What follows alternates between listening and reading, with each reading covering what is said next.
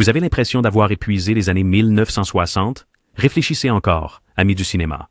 Aujourd'hui, dans Golden Age Classics, nous ouvrons le coffre cinématographique pour vous présenter 25 grands classiques du cinéma américain des années 1960 que vous n'avez probablement pas vus, une sélection éclair garantie pour électriser votre liste de visionnage. Garde ton pouce prêt, mets un j'aime, abonne-toi et active la cloche parce que ces merveilles furtives vont propulser ton univers cinématographique dans une toute nouvelle orbite. Prêt? Lumière, caméra, plongée profonde. The Swimmer, 1968. Burt Lancaster émerge dans l'eau scintillante en tant que Ned Merrill, un Adonis suburbain bronzé qui promet spontanément de rentrer chez lui en nageant la brasse à travers chaque piscine de jardin de son riche enclave du Connecticut. Chaque rectangle chloré devient une révélation. Les martinis glacés fondent en ressentiment. Les anciennes liaisons tournent mal. Les enfants se ratatinent de peur. Et l'ancienne promesse mythique de la banlieue américaine se dissout sous la lumière ondulée. Adapté de la nouvelle de John Cheever, le tournage à 2 400 000 $ a tourné à l'orage lorsque le réalisateur Frank Perry s'est heurté aux dirigeants de Columbia, incitant Sidney Pollack, non crédité, à retourner des séquences clés et à remodeler la fin. Le compositeur Marvin Hamlisch, dans sa toute première mission cinématographique, ponctue le voyage d'un motif étrange, caressé par une harpe qui transforme l'eau de la piscine en malaise liquide. Les spectateurs s'attendant aux actes héroïques habituels de Lancaster ont reculé en 1968 et le film a fait un flop. Les rediffusions nocturnes syndiquées et la résurrection en cassette vidéo l'ont finalement couronné comme une pierre angulaire culte du malaise du milieu du siècle. Enfilez vos maillots imaginaires, cinéphiles, et plongez. L'eau est bonne, mais la vérité qui rôde dans le grand bain est glaciale et impitoyable. Laissez ces surfaces brillantes vous hypnotiser, puis regardez-les se briser comme du verre trempé sous le poids du déni. Second, 1966. Imaginez cela, courageux voyageur du cinéma. Un banquier terne d'âge moyen, joué par le grand acteur de caractère John Randolph, entre dans une devanture sombre promettant la renaissance. Pour un prix élevé, il est anesthésié, sculpté et se réveille étonnamment en Rock Hudson, musclé, bronzé, l'image même de la virilité des années 1960. Cela ressemble à un fantasme, n'est-ce pas? Faux. Le réalisateur John Frankenheimer, tout juste sorti de The Manchurian Candidate, et le génial chef-opérateur James Wong Howe vous emprisonnent dans des angles larges extrêmes et des gros plans en fisheye si déformés que vous aurez l'impression que l'écran respire. Hudson, brisant son image de galant de cinéma, joue le nouvel homme échoué dans une communauté d'artistes branchés en Californie, où l'amour libre et les bacchanales de foule de raisins ne font qu'aggraver son angoisse existentielle. Un pari de 2 500 000 $ de Paramount, le film a été hué à Cannes pour sa nudité et son nihilisme, a échoué dans les salles, mais a lentement été ressuscité comme un texte sacré pour les auteurs de l'horreur corporelle, de Cronenberg à Aronofsky. La musique d'orgue palpitante de Jerry Goldsmith martèle comme un cœur coupable, tandis que les titres de soul bass tourbillonnent comme un ADN qui échappe à tout contrôle. Osez-vous remettre en question votre propre identité? Entrez dans la salle d'attente de The Company, mais souvenez-vous, il n'y a pas de remboursement lorsque vous échangez votre visage contre une autre vie. Point Blank, 1967.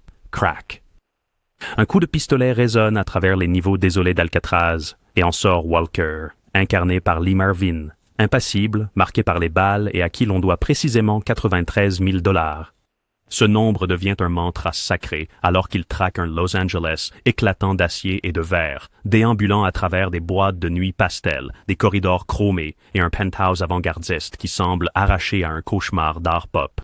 Le réalisateur John Boorman, à seulement 34 ans et fraîchement arrivé de Londres, dynamite le roman Pulp the Hunter avec des flashbacks saisissants, des ponts sonores abrupts et des blocs de couleurs si électriques qu'ils semblent radioactifs. Un budget modeste de 3 millions de $ de MGM a produit des recettes moyennes en 67, mais les cinéastes de la génération suivante l'ont traité comme un plan sacré. Tarantino reprend ses fractures temporelles. Soderbergh emprunte son cool glacé. Refn Federico a ses néons meurtris. Angie Dickinson brûle en tant qu'amante alliée qui ne peut pas dégeler la résolution glaciale de Walker, tandis que la partition lourde en percussion de Johnny Mandel résonne comme un battement de cœur ivre de vengeance. Restez avec Walker jusqu'à la dernière bobine, spectateur, et vous assisterez à la mutation du cinéma de vengeance en un cri psychédélique et existentiel sur l'argent, la trahison et le coup brutal de la persistance. La conquête de l'Ouest, 1962. L'or du crépuscule baigne les Sierras, alors que deux vieux hommes de loi, le Steve Judd, droit de Randolph Scott, et Joel McCrea, Inardi Ankara Highways, Le Gilwestrom de Dree, discrètement las, sauf une dernière mission, escorter la paix d'un mineur depuis les hauteurs périlleuses de la montagne. Ce qui débute comme un voyage de routine devient moralement traître lorsque la tentation, la fougue juvénile et une mariée en fuite déraillent le code que ces hommes ont porté comme des étoiles de métal dans leur poitrine pendant des décennies. Le réalisateur Sam Peckinpah, pas encore couronné comme le poète de la violence au ralenti, a tourné le film en 10 semaines rapides pour un maigre 700 000 $, étirant le budget de série B de MGM vers des horizons qui semblent mythiques. Les dirigeants du studio, aveugles à sa pulsion élégiaque, l'ont enterré en double programme. Pourtant, les critiques européens ont immédiatement salué le western crépusculaire de Peckinpah comme un chef-d'œuvre. Voici les germes de ses thèmes de prédilection. L'honneur corrompu par la cupidité, les explosions soudaines de violence, et les amitiés mises à l'épreuve sous la menace des armes. La partition mélancolique de George Bassman oscille comme un harmonica au coin du feu, tandis que la cinématographie de Lucien Ballard transforme chaque crépuscule en le dernier rideau du Far West. Appel, sel, pèlerin. Cette chevauchée n'est pas à propos de l'or, mais de comment un homme se réconcilie avec son âme avant que la lumière ne s'éteigne finalement. Le tournage 1966. Imaginez un horizon si brûlant qu'il semble faire fondre le cadre. Ensuite, regardez Monte Hellman dépouiller le mythe de l'Ouest jusqu'à ce qu'il ne reste que poussière, effroi et silence cosmique. Warren Oates joue un ancien chasseur de primes, endurci et engagé presque par désœuvrement, par une femme mystérieuse pour traquer une sèble sans nom à travers le désert de l'Utah. Jack Nicholson, coproducteur et étoile montante, se glisse à mi-parcours en tant que tireur ganté de noir dont le sourire est aussi sec que les étendues salines. Le dialogue est rare. Chaque pas, chaque gorgée de gourde semble retentissante, car le sens se cache dans l'espace négatif. Tourné dos à dos avec Ride in the Whirlwind pour un budget dérisoire de 75 000 $, le film est resté inédit jusqu'en 1971, lorsque le public des cinémas d'art et d'essai a adopté sa poésie minimaliste et son existentialisme calme. Le compositeur Richard Markovitch laisse le vent et les battements de sabots faire la majeure partie de la musique. Les cieux se couvrent de bleu, les morales s'estompent, et cette confrontation hallucinatoire finale brise la réalité comme un brin cassant. Prêt à remettre en question le but même de la poursuite. En selle, mais gardez les yeux sur le mirage. La vérité ici s'évapore plus vite que l'eau sous la chaleur du désert. Visage, 1968. Bienvenue dans le cyclone claustrophobe du mariage, en déclin de Richard et Maria Forrest, capturé en 16 mm granuleux, à main levée, si intime que vous pouvez sentir le whisky rassis sur la laine de chaque argument. Le scénariste, réalisateur John Cassavetes, finançant le projet avec ses chèques de paye d'acteur de télévision, a réquisitionné sa propre maison à Los Angeles comme décor, tournant des séances nocturnes avec une équipe réduite sur 7 mois entrecoupés. L'as de la caméra Al Rubin errait librement, laissant les dialogues qui se chevauchent, ricocher comme des éclats d'émotion, tandis que la fluorescence brute aplatisse chaque ride en une honnêteté brutale. Le budget, un maigre 350 000 $, principalement dépensé pour 54 872 mètres de pellicule. Cassavetes a ensuite passé 3 ans à réduire à un nerveux 130 minutes intestin, punch. Les critiques à Venise étaient en extase. Le grand public s'agitait. Pourtant, les votants des Oscars ont stupéfié Hollywood en nommant Lynn Carlin et Seymour Cassel pour leur rôle secondaire poignant et en saluant le scénario de Cassavetes. Score minimal, pas de vernis hollywoodien, juste des rires tard dans la nuit, se transformant en sanglots, et la réalisation terrifiante que l'intimité peut être aussi violente qu'une fusillade. Les auteurs indépendants, de Linklater à Greta Gerwig, gardent cet ADN dans leurs veines. Prêts à affronter votre propre reflet, les cinéphiles? Penchez-vous. Les visages ne cligneront pas les premiers. Le prêteur sur gage, 1964. Entrez dans le magasin de prêteurs sur gage de Saul Nazerman à Harlem, où le verre par balle ne peut pas empêcher les fantômes d'Auschwitz d'entrer. Rod Steiger offre une performance volcanique, moitié mépris marmonné, moitié cri réprimé en tant que survivant de l'Holocauste qui accorde de la valeur à chaque babiole, mais ne peut donner de valeur à son propre traumatisme. Le réalisateur Sidney Lumet filme en contrastes noirs et blancs frappants, découpant le présent avec des flashbacks aussi rapides qu'une mitrailleuse, des barbelés, des wagons à bestiaux, une épouse perdue dans la fumée. Quincy Jones, alors prodige du jazz, superpose des cuivres raffinés sur le grain de la ville, sa première grande partition de film laissant déjà entrevoir grandeur. Réalisé pour environ $1 million, le film a défié le vieux code de production d'Hollywood en incluant une brève nudité et un désespoir sans filtre. Les censeurs ont hésité, mais Columbia Pictures a refusé de clignoter. Les recettes au box-office furent modestes, les critiques enthousiastes, et Steiger décrocha une nomination à l'Oscar du meilleur acteur, cimentant le pédigré audacieux du film. Aujourd'hui, son ADN se retrouve dans tout, de la liste de Schindler à Uncut Gems, toute histoire où le bruit du capitalisme entre en collision avec des souvenirs indicibles.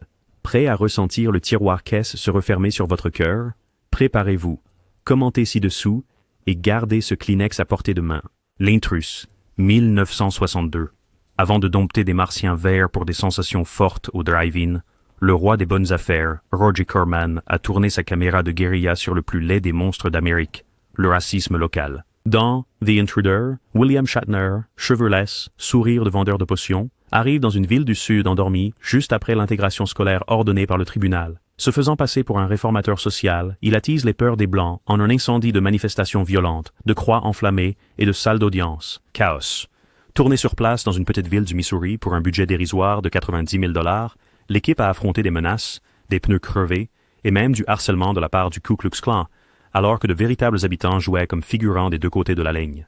Corman, célèbre pour ses films de monstres réalisés en 5 jours, a investi une rare période de 3 semaines pour sculpter des dialogues acerbes et une tension palpable. Sorti en 1962, les distributeurs ont paniqué. La plupart des cinémas ont boycotté ce film incendiaire, lui infligeant son seul véritable échec au box-office. Échec. Pourtant, des journalistes de The Nation à Truffaut ont applaudi son audace brute, et les chercheurs en droit civique le saluent désormais comme le document fictif le plus intransigeant de l'époque. Shatner n'a jamais retrouvé ce charisme venimeux. Prêt à affronter le diable en costume blanc? Appuyez sur Play et renforcez votre colonne vertébrale morale. Celui-ci suscite encore des débats à chaque séance de questions-réponses après projection. Target, 1968. Que se passe-t-il lorsque les monstres fictifs d'hier se heurtent aux balles bien réelles d'aujourd'hui? Target lance cette question comme une mèche de dynamite allumée. Sur une piste, l'icône vieillissante de l'horreur Byron Orlock, interprété par la légendaire Boris Karloff dans un chant du signe légèrement autodérisoire, se prépare à prendre sa retraite, déplorant que ces créatures gothiques ne peuvent effrayer le public moderne. De l'autre côté, le vétéran du Vietnam à l'apparence soignée, Bobby Thompson, assemble un arsenal de fusils, embrasse sa femme en guise d'adieu et se lance dans une tuerie en Californie baignée de soleil. Le réalisateur débutant Peter Bogdanovich coude les récits ensemble avec des instantanés documentaires amateurs. Kits d'armes dans le coffre de la voiture, tireurs sur les toits, panique au drive-in, les jours inutilisés de Karloff d'un film Corman mis de côté ont fourni une valeur affichée. Le cinéaste novice a fourni tout le reste, jouant aux côtés de son idole tout en coécrivant sous le pseudonyme Derek Thomas. Le box-office a triplé son budget, mais le véritable héritage est prophétique. Un tireur calme, saturé de médias, semblait glaçant en 68, positivement clairvoyant aujourd'hui. Cue les objectifs tremblants de Laszlo Kovacs et une finale où l'écran d'argent devient un miroir criblé de balles. Attachez vos ceintures, famille de cinéphiles. La fiction vient de rencontrer son alter ego dans le collimateur de la réalité. Medium Cool, 1969. Enfilez votre masque à gaz, aventurier de l'écran, car le directeur de la photographie devenu réalisateur Haskell Wexler vous plonge directement dans la cocotte minute de l'Amérique en 1968 et ne crie jamais « coupé ». Robert Forster joue John Cassellès, un caméraman de télévision à Chicago désabusé qui poursuit des sujets légers d'intérêt humain jusqu'à ce que des émeutes, des gaz lacrymogènes et la Convention nationale démocrate éclatent autour de ses objectifs. Wexler, armé d'une légère caméra éclair de 16 mm, a filmé dans de vraies rues avec de vrais manifestants. Alors, quand les matraques de police commencent à frapper, vous ne regardez pas des figurants. Vous regardez l'histoire transpercer l'écran. Le film récupéré par Paramount a coûté environ 800 000 $, mais sa technique de cinéma vérité a ébranlé les censeurs. Un cadre de CBS aurait demandé « Diffusons-nous le Révolution ». Le box-office a rapporté 5 millions de $, mais l'héritage est colossal. Le cynisme des journaux télévisés et les docudrames de zones de guerre comme Bloody Sunday, même le journalisme vidéo aujourd'hui, tout cela lui doit une dette. Ajoutez une bande-son folk rock de Mike Bloomfield, la performance émouvante de mère célibataire de Verna Bloom, et ce fracas final d'une caméra dévalant un talus, les médias témoignant de leur propre complicité. Vous aimez l'odeur du celluloïd et des gaz lacrymogènes le matin? Appuyez sur « J'aime » et continuez à marcher. La véritable révolte ne fait que commencer. Pretty Poison, 1968. Lancez la fanfare, puis regardez les tubas se transformer en menaces. Pretty Poison nous catapulte dans une petite ville du Massachusetts, où Dennis Pitt, joué par un Anthony Perkins rusé post-psycho, se réinvente en agent secret de la CIA pour séduire la reine des pom-pom girls Sue Ann Stepanek. Tuesday Weld tout en chewing gum. Profambirar uribis quadori mai hebacio. L'innocence stupide et les yeux de cobra s'avèrent irrésistibles et mortels. Le réalisateur Noel Black baigne l'Amérique des clôtures blanches dans une lumière vive, pour laisser ensuite les ombres ramper à travers le cadre lorsque Sue Ann passe des farces au meurtre. La production s'élevait à environ 1,3 million. Les dirigeants du studio ont raté la sortie, abandonnant le film sans grande publicité. Mais des critiques, comme Pauline Kael, ont été enthousiastes, qualifiant Weld de presque sacrilège dans son composure. Écoutez les indices de jazz espiègle de Johnny Mandel qui glissent de l'enjoué au palpitant à mesure que les corps s'accumulent. La chimie? Pensez à Roméo et Juliette devenus sauvages, filtrés à travers la paranoïa de la guerre froide et l'agitation adolescente. Échec en 1968, culte d'or aujourd'hui, surtout pour les fans d'histoires de passage à l'âge adulte sombre comme Hitters ou Thoroughbreds. Prêt à goûter de l'arsenic dans votre tarte aux pommes? Appuyez sur Play, puis enfermez les cisailles de jardin. Charlie, 1968. Pensez à des fleurs pour Algernon rencontrer un kaléidoscope. Cliff Robertson, si déterminé à honorer la nouvelle de Daniel Keyes, qu'il en a acheté les droits lui-même, incarne Charlie Gordon, un gentil employé de boulangerie dont le QI est surboosté par une neurochirurgie expérimentale. Le réalisateur Ralph Nelson visualise l'ascension mentale de Charlie avec des écrans partagés, des couleurs solarisées et des astuces de caméra tourbillonnantes qui donnent l'impression que la conscience elle-même s'étend. Réalisé pour environ 2 millions de dollars, modeste pour une sortie de Fox, le film a rapporté 5 fois cette somme dans le monde, prouvant qu'une petite science-fiction pouvait susciter une émotion de masse. La performance transformative de Robertson lui a valu l'Oscar du meilleur acteur en 1969. Regardez-le changer de posture, de diction, même la focalisation des yeux à mesure que l'intelligence éclot, puis Avser. La partition chargée en flûte de Les Baxter oscille entre fantaisie et effroi, reflétant la souris, Algernon qui se faufile à travers les labyrinthes aux côtés du propre destin de Charlie. Anecdote, les premiers brouillons prévoyaient un succès permanent de l'opération, mais le public des avant-premières pleurait davantage lorsque le génie se révélait éphémère. Ainsi, le studio a conservé le trempage de tissu.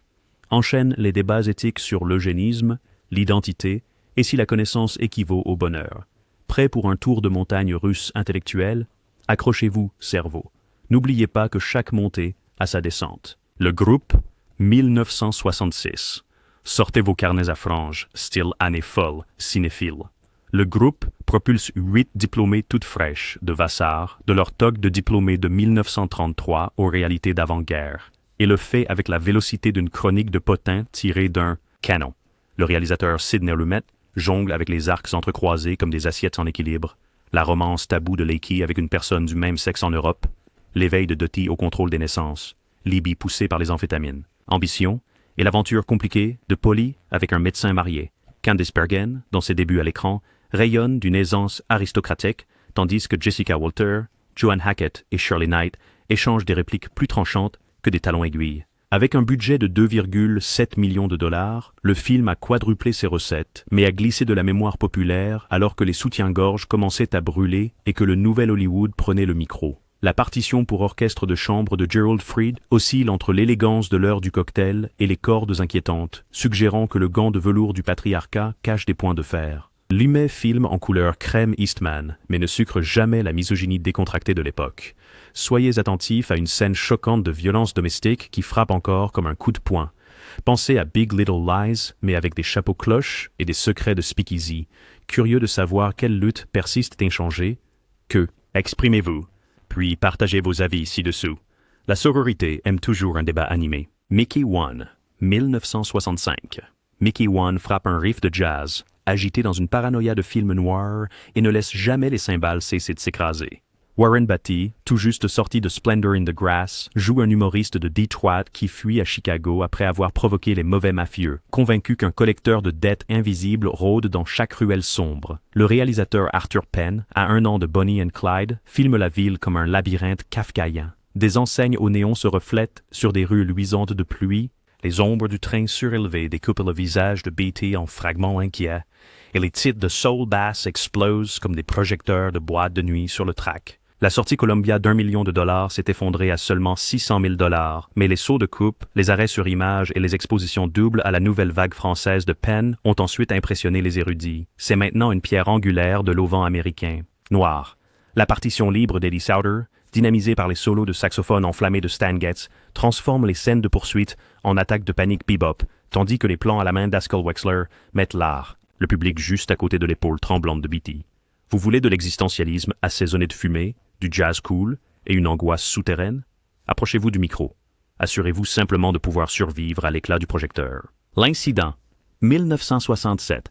Imaginez le dernier train local du Bronx de la nuit, les lumières fluorescentes clignotent, les fenêtres transpirent avec la crasse urbaine, et deux voyous en blouson de cuir, Martin Sheen et Tony Musant, montent à bord comme des hyènes enragées, rôdant dans une cage d'acier. L'incident piège une douzaine de passagers fatigués, de nouveaux parents, des soldats ivres, un couple vieillissant à l'intérieur de cette rame de métro, puis les soumet à 75 minutes de montée psychologique. Torture. Le réalisateur Larry Pierce a tourné style guérilla en noir et blanc 16 mm pour seulement $1 million, capturant des images sur des quais fermés entre 2h et 5h du matin. La caméra à main vacille avec le train, amplifiant la nausée, tandis que les jazz épars de Charles Fox percent le silence comme des couteaux. Les censeurs se hérissèrent face au langage cru. Pourtant, le film doubla son budget, inspirant plus tard des classiques d'anxiété urbaine de Un justicier dans la ville à Taxi Driver. Regardez un jeune Beau Bridges et Ed McMahon avant la période Tonight Show, alerte au test moral. Alors que les insultes se transforment en violence, vous vous demanderez quel reflet de passager est le vôtre dans cette fenêtre embuée. Prêt à tester votre instinct de combat ou de fuite. Montez dans le train de minuit. Les portes se ferment, et chaque arrêt après celui-ci est une ville de terreur. Une pomme de terre, deux pommes de terre, 1964. Des flocons tourbillonnent au-dessus d'une ville ouvrière de l'Ohio, alors que Julie Cullen, nouvellement divorcée, et jouée avec une vulnérabilité lumineuse par Barbara Barry, tombe amoureuse du doux ingénieur Frank Richards, incarné par le batteur de jazz, devenu acteur Bernie Hamilton. Leur idylle est douce, simple, totalement ordinaire, jusqu'à ce que l'extraordinaire préjugé de l'époque ne s'en mêle. Le réalisateur débutant Larry Pierce a tourné sur place sous une lumière d'hiver éblouissante, étirant un budget serré de $300 000 en réquisitionnant de véritables salles d'audience et restaurants. On peut pratiquement goûter le café de percolateur fumant entre les prises. Le compositeur Gerald Fried mêle des cordes tendres à des corps inquiétants, suggérant des nuages orageux s'amoncelant sur le domestique. Oui, attitude. Les jurés en boîte étaient stupéfaits. Barry a remporté le prix de la meilleure actrice, tandis que les distributeurs américains hésitaient, craignant des réactions 2 ans auparavant. Devine qui vient dîner a rendu l'amour interracial commercialisable. Le procès de garde culminant, scénarisé par Orville Hampton, crépète alors que les avocats utilisent la couleur de peau contre maternité. Pierce garde la caméra fixée sur les yeux de Barry jusqu'à ce qu'il brille comme de la glace qui fond. Les recettes au box-office sont restées modestes, mais son courage discret a ouvert la voie à de futurs drames sur des questions sociales. Prêt à tester la limite de froideur de votre cœur? Film. Femme, entrez dans les congères. La vérité brûle plus fort que n'importe quel foyer. Les Jeunes Sauvages, 1961. Avant que West Side Story ne claque des doigts, le réalisateur John Frankenheimer a livré ce drame percutant mêlant tribunal et rue sur 3 adolescents de gangs portoricains et italiens jugés pour le meurtre d'un garçon aveugle. Burt Lancaster domine l'écran en tant que Hank Bell, un procureur de district militant de Manhattan qui découvre des vérités troublantes sur la classe, l'ethnicité et son propre passé tout en construisant le dossier. Les équipes de tournage ont parcouru les immeubles d'East Harlem, capturant les porches d'allées, les terrains de handball et les brownstones stoïques avec un style documentaire. Morsure. L'éclairage noir et fumé de Lionel Linden transforme chaque escalier de secours en un enjeu moral, champ de bataille. Avec un budget d'environ $2 millions et le doublement à l'échelle mondiale, le film a néanmoins glissé dans une semi-obscurité alors que des comédies musicales plus flamboyantes lui ont volé la vedette. Gardez vos oreilles à l'affût de la bande sonore jazzy d'Elmer Bernstein et vos yeux sur le nouveau venu qui vole la vedette, Telly Savalas, dont le regard d'aigle chauve laisse entrevoir la gloire future de Kojak. Shelley Winters et Dina Merrill ajoutent une gravité maternelle, tandis que Frankenheimer sème les zones de gris moral qu'il fera exploser plus tard dans Seconds. Verdict, coupable d'être une relique captivante et audacieuse qui continue d'accuser la société de vouloir étiqueter les jeunes comme des sauvages. La cour est en session. Amis du cinéma, prenez la barre des témoins et témoignez dans les commentaires. Le dernier homme sur Terre, 1964. Réglez votre réveil pour le coucher du soleil, fan d'Apocalypse, car Vincent Price commence le quart de nuit le plus solitaire que le cinéma ait jamais connu. Brassé. En tant que Dr. Robert Morgan, Price parcourt un Los Angeles en quarantaine. En réalité Rome déguisée, grâce à un cofinancement économique de $400 000 misant sur des cadavres familiaux vampiriques le jour, barricadant son ranch en banlieue la nuit. Le duo de réalisateurs Ubaldo Ragona et l'ancien Hammer. Sa main. Sidney Salco adapte. Je suis une légende de Richard Matheson, avec une dureté brute de documentaire, des autoroutes désertes, bourdonnement lorsque les mannequins de vitrine se heurtent, et les monologues lassés des prix résonnent comme des sermons dans une cathédrale abandonnée.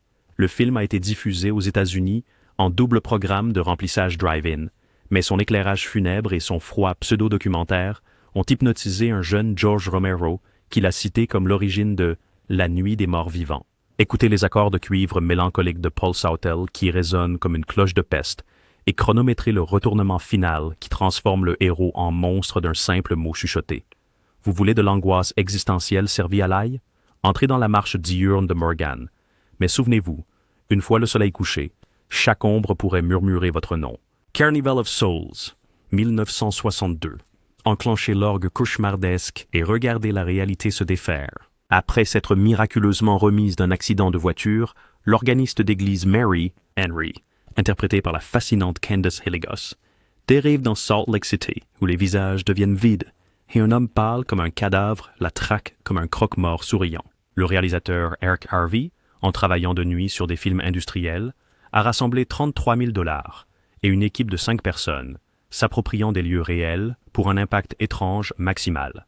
Un pont à moitié submergé au Kansas, une pension désolée, et le joyau de la couronne du Falm, le pavillon abandonné de Saltaire, sa salle de bal en ruine s'élevant au-dessus du grand lac salé comme un manège fantomatique. Les longs plans de Harvey et la pellicule noir et blanc délavée font que les trottoirs semblent lunaires, tandis que la bande sonore saturée de réverbération de l'organiste Gene Moore pulse à travers chaque scène comme un battement de cœur entendu sous l'eau. Jeté sur le circuit des drive-in, il a disparu, pour ressusciter uniquement lors de projections de minuit dans les années 1980 où les passionnés d'horreur l'ont salué comme une logique de rêve proto-lynchienne.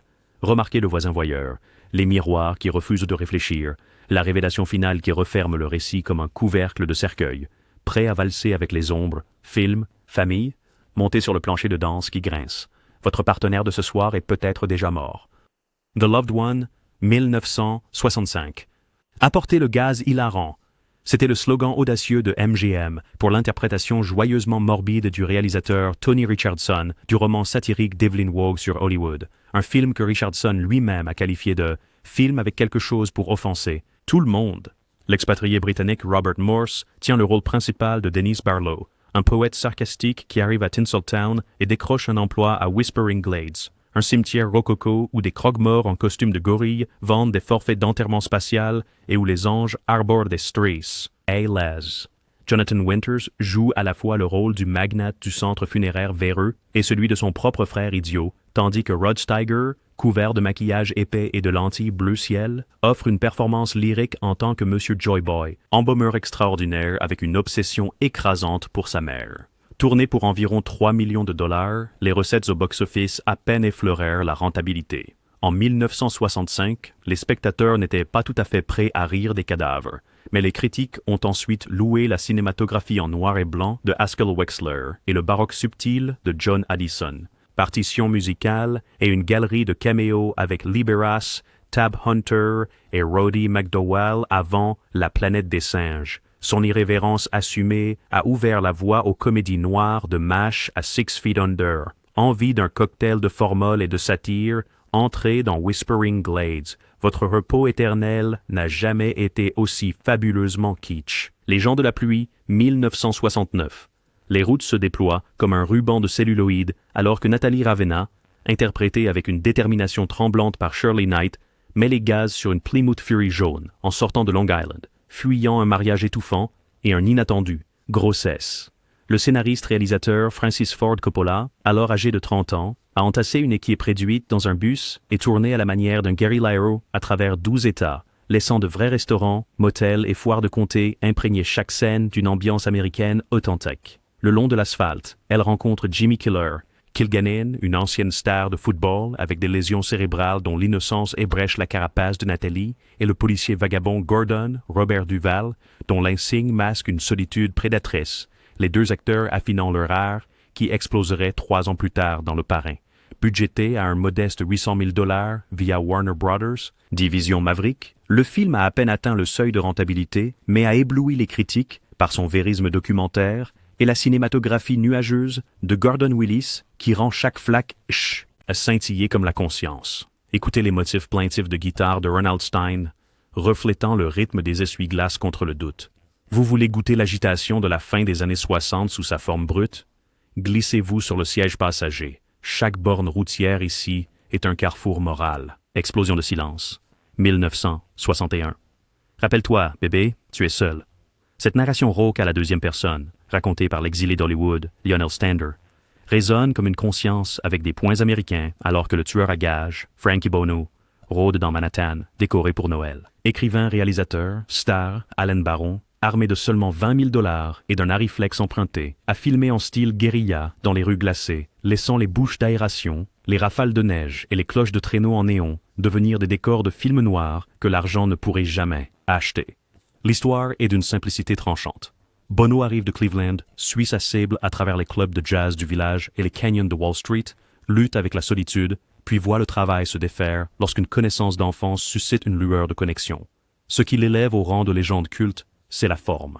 Les images tremblantes à main levée se glissent entre ombre et lumière de fête, tandis que la bande sonore de jazz moderne de Meyer Kupferman résonne comme des roues de métro sur des aiguillages. Initialement rejeté comme un film de série B, le film a disparu jusqu'aux années 1980. Les programmateurs de répertoire et un essai lyrique de Martin Scorsese l'ont salué comme un cousin de la nouvelle vague française, née sur le pavé américain.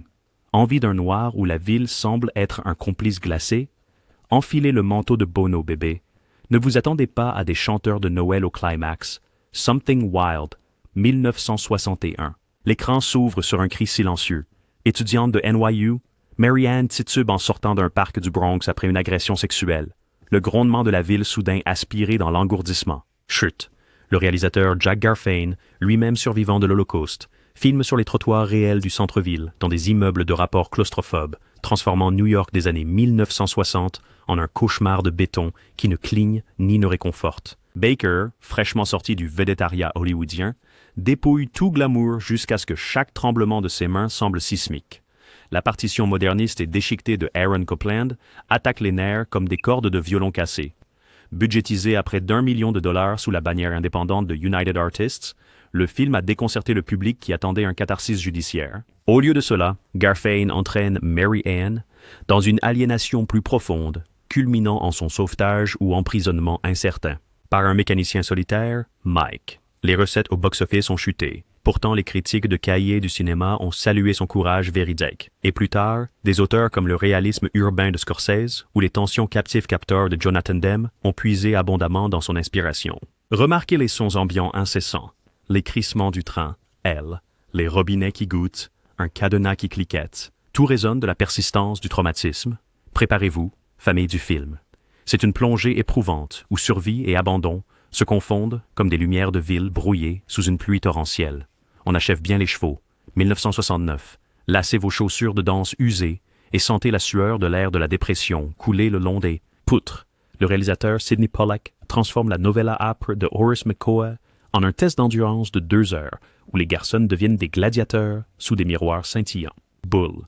Jane Fonda embrase l'écran en tant que Gloria Beatty, sarcastique, accro à la cigarette et convaincue que la vie est truquée, tandis que Michael Sarrazin incarne Robert, un vagabond, espérant que le prix de 1 500 $ du marathon pourrait lui apporter un brin d'espoir.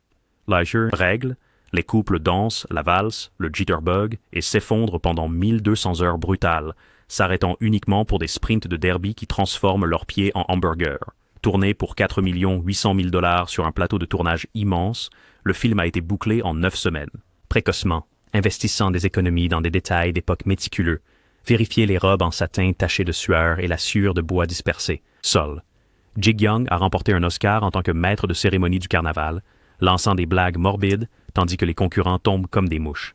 La caméra ambulante de Pollack fait le tour des danseurs jusqu'à ce que la nausée s'installe, et les indices incessants du grand orchestre de Johnny Green se fondent en battements de cœur, progressant vers « Oublie, le box-office », une belle somme de 12 millions de dollars, mais son véritable jackpot est la fureur existentielle, le capitalisme comme piste de danse, l'humanité comme fourrage, prêt à entrer sous les projecteurs, films, femmes, Continue de sourire parce que la miséricorde du coup de feu pourrait arriver avant les applaudissements. Pétulia, 1968. Ouvrez les portes d'un penthouse psychédélique à San Francisco et vous rencontrerez Pétulia Danner, Julie Christie à son apogée lumineuse, vacillant entre enjouement enfantin et mélancolie profonde. Après une rencontre à l'hôpital de Charité avec le chirurgien nouvellement divorcé, Hershey, Balin, elle plonge tête la première dans une aventure qui saute comme un disque rayé à travers le temps. Le réalisateur Richard Lester mélange avances rapides, flashbacks et micromontages qui imitent la conscience fragmentée de 1968. Tourné pour environ 3 millions de dollars au lendemain de Haight-Ashbury, Lester a parsemé le film de véritables manifestations pacifistes, d'images de rues floues au néon et de chansons de Harry Nilsson qui flottent comme de la fumée de peau à travers des tissus de soie. Rideau. Derrière les surfaces rêveuses se cachent des entailles de rasoir, les violences domestiques de Tom Pennington, le désenchantement traumatisant d'Archie et la prise de conscience naissante de la société que l'amour libre a un prix. Warner Brothers a à peine atteint l'équilibre. Les hippies l'ont trouvé trop cynique. Les conservateurs l'ont trouvé trop étrange. Pourtant, les critiques saluent maintenant ses montages saccadés et la cinématographie de Nicolas Roeg comme précurseur de ceux de Soderbergh, de Zolimi et des mosaïques mémorielles de Nolan. Prêt pour un kaléidoscope qui laisse des marques? Enfilez les bottes en vinyle blanc de Pétulia. L'amour peut être sympa, mais le chagrin résonne plus fort que n'importe quel riff de sitar. Et voilà, 25 bijoux de celluloïd qui scintillent juste à côté du Hollywood Walk of Fame. Si votre excitation n'a pas explosé, vérifiez l'ampoule de votre projecteur. Aimez, activez la cloche et abonnez-vous pour ne jamais rater notre prochaine plongée dans l'or oublié. Partagez votre pépite préférée ou débattez des nôtres dans les commentaires ci-dessous. Restez curieux, restez passionnés, et souvenez-vous que dans la grande bobine du cinéma, le prochain chef-d'œuvre n'est qu'à une image. À bientôt dans la famille des cinéphiles.